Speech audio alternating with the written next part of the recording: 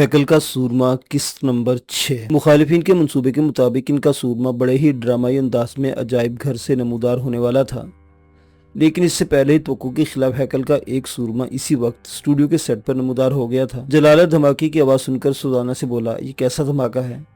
सुजाना ने कहा, स्टूडियो का भारी सामान गिर पड़ा होगा।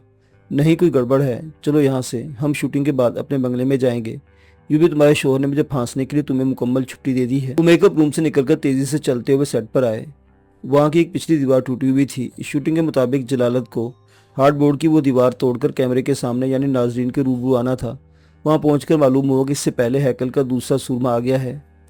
पेशवा आजम ने जलालत को देख इसकी तरफ बढ़ते हुए कहा, सुलेमान यहूदा, हफ्ते का दिन हमारे लिए मुबारक होता है। ये देखो, तुम्हारा दूसरा भाई, तुम्हारा दूसरा साथी हैकल का दूसरा सूरमा आ गया है। इसने दूसरे सूरमा को देखा, वो भी इसे गहरी अपनाई से देख रहा था। जलालत ने इससे कहा, अभी हमारे दिल में जान पहचान होगी, एतमाद पैदा होगा। क्योंकि पेशवा आजम तुम्हें हैकल का सूरमा कह रहे हैं, इसलिए मैं तुम्हें खुश आमदीद कहता हूँ। जलालत ने दोनों बाजू फैलाकर आगे बढ़ा।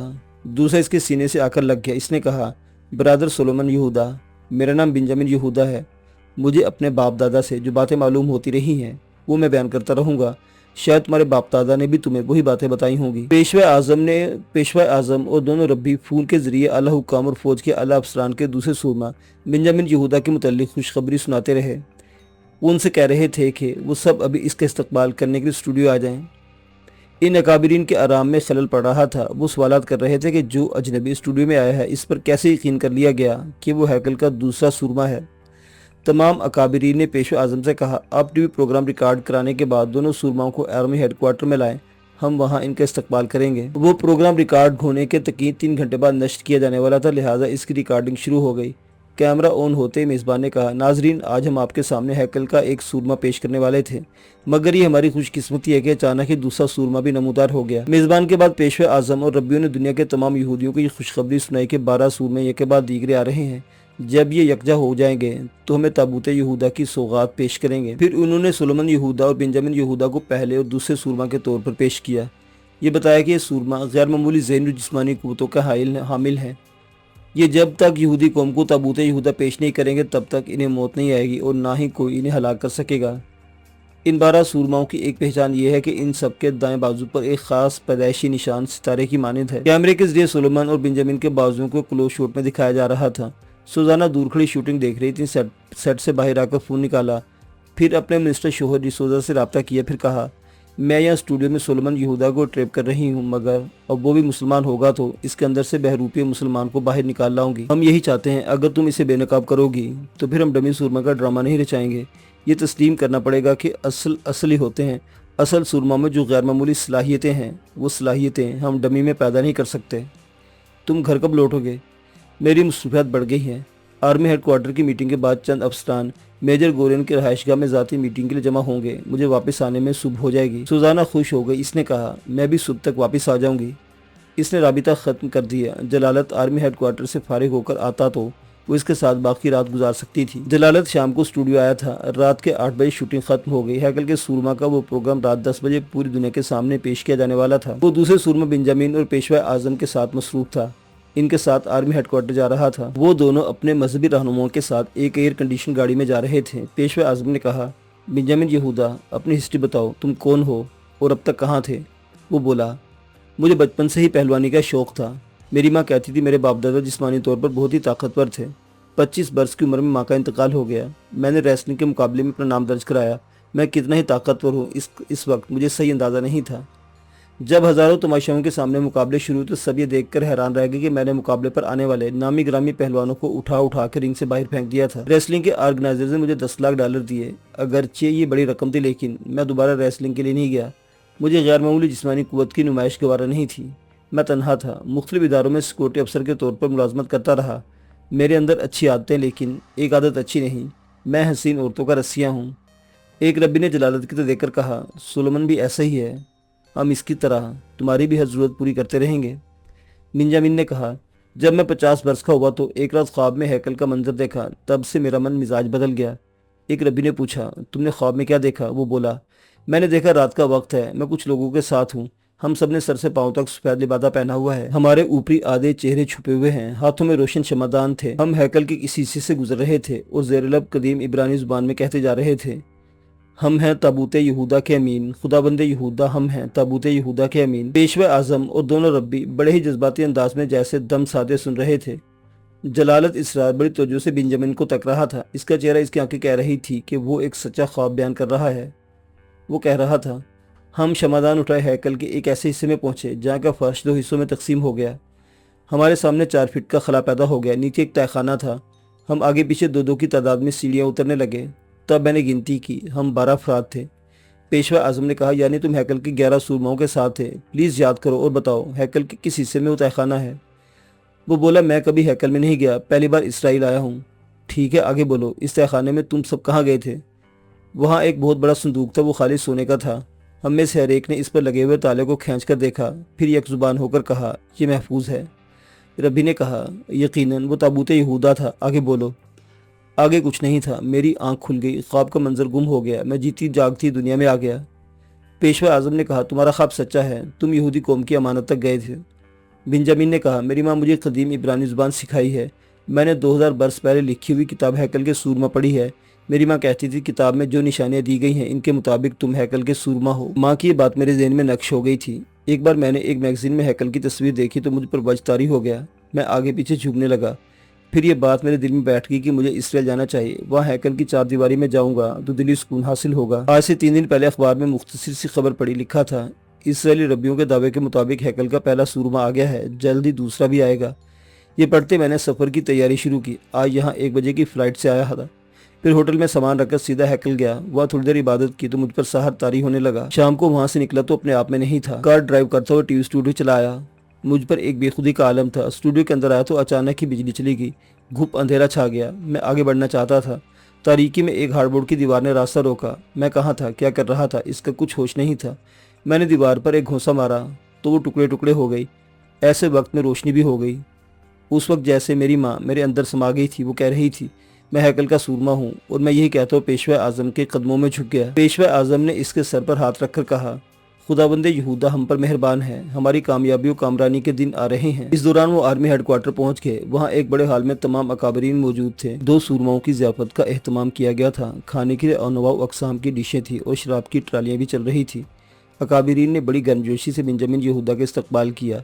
इनके साथ खाते पीते रहे। वहाँ सिर्फ 2 सूरमा और मजहबी रहनुमा थे जो शराब से परहेज कर रहे थे। जलालत की तरह बेंजामिन यहूदा भी नशे की किसी चीज़ को हाथ नहीं लगाता था। आर्मी के एक अफसर ने पूछा, आप शराब को मुंह नहीं लगाते और औरत को? बेंजामिन ने संजीदगी से कहा, वो हमारी ज़रूरत है। फिर इसे हमारी ज़रूरत हो तो हम हमेशा इसका साथ देते हैं, वरना इसे छोड़कर दूसरी की आरज़ू करते हैं। एक आला अफसर ने कहा, हमने सुना है सोलोमन यहूदा की तरह बेंजामिन यहूदा के दाएं बाजू पर भी एक पैदाइशी निशान सितारे की मानिंद है। बेशक है, दोनों के बाजू पर यकसा निशान है। आप हजरात करीब आकर देख सकते हैं। आला अफसर ने कहा, आप माइंड न करें, हम प्लास्टिक सर्जरी के 2 माहिरीन को यहाँ बुलाया है। ऐसे निशानात सर्जरी के ज़रिए बनाए जा सकते हैं। बेंजामिन ने कहा, मैं माइंड नहीं करूँगा, आप अपने माहिरीन को ले आएँ और मुआयना करें।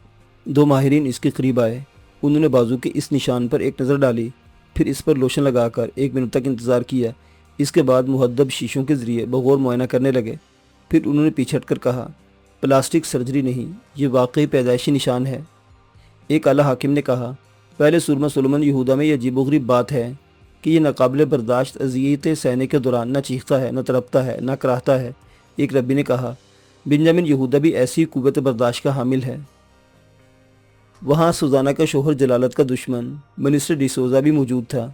उसने कहा, अगर आप माइंड न करें तो हम बेंजामिन की कुव्वत बर्दाश्त को आजमाएंगे। बेंजामिन ने कहा, बेशक आजमाएं, लेकिन फर्स्ट एड का सामान भी रखें ताकि मुझे फौरी तिब्बी इमदाद दी जा सके। आप फिक्र न करें, यहाँ पहले से तमाम इंतजामात किए जा चुके हैं। मिस्टर डिसोजा एक छोटा सा पुश फायर लेकर दोनों सूरमाओं के करीब आया। फिर बेंजामिन से कहा, मैं आग लगा रहा हूँ, तुम इसे खुद बुझाओ और इसकी जलन बर्दाश्त करो। पूरे हॉल में सन्नाटा छा गया। सभी की नज़रें बेंजामिन पर जमी हुई थी। मिनिस्टर ने इससे 4 कदम का फासला रखकर पुश फायर का बटन दबाया। शू शू की आवाज़ के साथ एक शोला सा लपका और बेंजामिन के लिबास में आग लग गई। आग ऐसी ज़बरदस्त थी कि इसे फ़ौरन बुझाया नहीं जा सकता था। इसने अपना लिबास फाड़ते हुए इसे जिस्म से उतार कर दूर फेंक दिया। ज़रा सी देर में इसके बदन पर आबले पड़ गए। कहीं कहीं से खाल जल गई थी और गोश्त झलक रहा था। اندازہ کیا جا سکتا تھا کہ وہ اب بھی کس قدر آگ کی جلن محسوس کر رہا ہوگا، لیکن منہ سے کراہنے کی آواز نہیں نکل رہی تھی۔ چہرے سے لگ رہا تھا وہ ناقابل برداشت تکلیف کو کمال صبر و ضبط سے برداشت کر رہا ہے۔ ایک ربی نے چیخ کر کہا، اینٹی فائر لوشن لگایا جائے، ہمارا یہ سورما آزمائی سے گزر چکا ہے۔ دشمنی تو جلالت سے تھی۔ اچانک منسٹر نے اس کی سمت پش فائر کا بٹن دبایا، ایک شعلہ سا لپکا اور جلالت آگ میں نہا گیا۔ منسٹر کی شامت آ گئی۔ وہ سوچ بھی نہیں سکتا تھا کہ ایسا بھی ہو جائے گا۔ جلالت اپنا جلتا ہوا لباس اتار کر پھینکنے کے بجائے چھلانگ مار کر اس سے لپٹ گیا، گویا موت اس سے لپٹ گئی۔ آگ اسے بھی جلانے لگی۔ وہ چیخیں مار کر اس کی گریپ سے نکلنے کی کوشش کرنے لگا، مگر آہنی شکنجے میں تھا، نکل نہیں سکتا تھا۔ تمام اکابرین چیخ رہے تھے، سولومن اسے چھوڑ دو، دوڑو، پانی لاؤ، ان پر ڈال دو۔ سب چیخ رہے تھے، کوئی آگ کے قریب نہیں آ رہا تھا۔ بنجامن نے آگے بڑھ کر دونوں کو الگ کیا، جلالت کے لباس کو پھاڑ کر دور پھینک دیا، پھر منسٹر کی تو دیکھا، وہ فرش پر گر کر تڑپ رہا تھا۔ ایک اعلیٰ حاکم نے کہا، بنجامن اس کا لباس بھی الگ کر دو، اسے بھی بچاؤ۔ وہ گرج کر بولا، ہرگز نہیں، یہ صرف مجھے آزمانے آیا تھا۔ پھر اس نے میرے برادر سورما سے دشمنی کیوں کی؟ ہم سورما ہیں، دشمنوں کو کبھی معاف نہیں کرتے۔ اس وقت تک پانی لا کر اس پر ڈالا گیا، آگ بجھ گئی، لیکن وہ بری طرح جلنے کے باعث بے ہوش ہو گیا تھا۔ آرمی کے جوان اسے فورس ٹیچر پر ڈال کر اسپتال لے جانے لگے۔ چند اکابرین غصہ دکھا رہے تھے، جلالت کے خلاف بول رہے تھے۔ میجر گوریر نے کہا، اگر منسٹر ڈسوزا کی موت ہو گئی تو سولومن کو سزائے موت دی جائے گی۔ جلالت نے کہا، موت میری نہیں ہوگی، سزائے موت دینے والوں کی ہوگی، تم اپنی خیر مناؤ۔ بنجامن نے کہا، تم کتنے خود غرض لوگ ہو، اپنے منسٹر کو تو اسپتال پہنچا دیا، ہم دو سورما بری طرح جل چکے ہیں، ہمیں کوئی مرہم تک نہیں لگا رہا۔ ایک ربی نے حال میں داخل ہو کر کہا، میں تمہارے لیے مرہم لینے گیا تھا، یہ زود اثر ہے، ابھی آرام آ جائے گا۔ دونوں سورماؤں نے وہ مرہم لے کر ایک دوسرے کے بدن پر لگایا۔ وہ اس بری طرح جل گئے تھے کہ ان کی طرف دیکھا نہیں جا رہا تھا، اور سب لوگ یہ دیکھ رہے تھے کہ وہ ایسی حالت میں بھی تکلیف سے کرا نہیں رہے، یہ ثابت کر چکے تھے کہ وہ ہیکل کے سورما ہیں۔ فون کال کے ذریعے اطلاع ملی کہ مسٹر ڈسوزا اسپتال پہنچنے سے پہلے ہی دم توڑ دیا ہے۔ جلالت کے مخالفین چیخ چیخ کر مطالبہ کرنے لگے کہ سولومن کو گرفتار کر کے آہنی سلاخوں کے پیچھے ڈالا جائے، اسے سزائے موت نہ ملی تو ہم اسے گولی مار دیں گے۔ مخالفین کم تھے، ان سورماؤں سے متاثر ہونے والے حمایتی زیادہ تھے۔ ایک اعلیٰ حاکم نے کہا، منسٹر ڈسوزا نے خامخواہ دشمنی کی تھی، پہلے سے سولومن کو آگ سے جلانا چاہا، اس کے بعد سولومن نے جوابی کارروائی کی، اس کی آگ اسے ہی لگا دی۔ ایک اعلیٰ افسر نے کہا، منسٹر ڈسوزا اپنے لگائی آگ سے خود جل مرا ہے، سولومن یہودا بے قصور ہے۔ اکابرین کی اکثریت جلالت اسرار کی حمایت میں بولنے لگی۔ یوں آرمی ہیڈ کوارٹر میں ہونے والی میٹنگ برخاست ہو گئی۔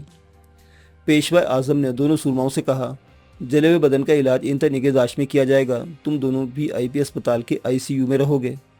جلالت نے کہا، ہمارے علاج کے لیے مرہم ہی کافی ہے، کل شام تک آپ ہمارے جسموں کو جلا ہوا نہیں پائیں گے۔